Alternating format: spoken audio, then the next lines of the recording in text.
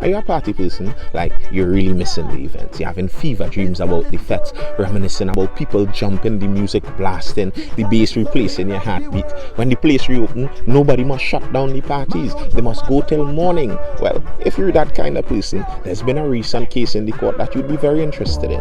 Or are you another type of person already on a phone call to the police because there's no way it is legal for an event to still be making this amount of noise this late in the night?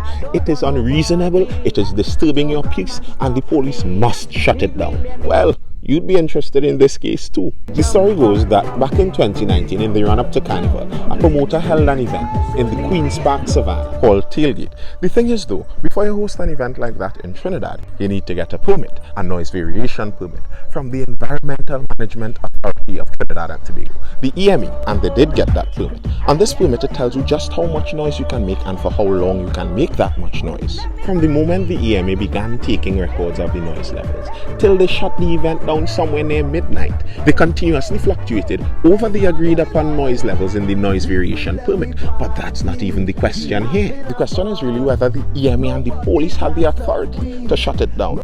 Hey, where you went? Anyway, the promoter wanted to know the answer to that question too, so they took the EMA and the police to court. The EMA's argument was that noise pollution is illegal, and they had the authority to revoke the noise variation permit if the promoter wasn't listening, and he wasn't. And they had the implied authority to stop the event. They had the Environmental Management Authority. Of course they had that power, and either way, they would have had emergency power also. This was an emergency. And beside all of that, of course the police would have the power to stop it too, because it was a breach of the peace or a public nuisance. The problem for the EMA is all of these things are well defined by the law. Noise pollution, they had a noise variation permit. And yes, you have the authority to revoke it, but there are steps you must take to do so. And the first step is inform them in writing. And no, you do not have the implied authority to force anyone to do anything. That kind of authority is only given clearly by written law, and it wasn't given in that law. What is written in that law is emergency powers, but in order for them to use it, they have to consult the minister first, which they did not.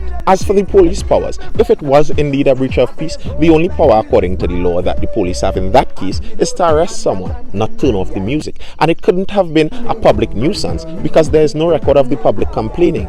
So whenever next you hear a party blasting music and you're hoping the EMA does something about it, or if you're in the party and you're hoping that they don't do something about it, either way, remind them that although they have legal authority, they have legal limitations, and there are procedures and steps to do these things. They are not kings.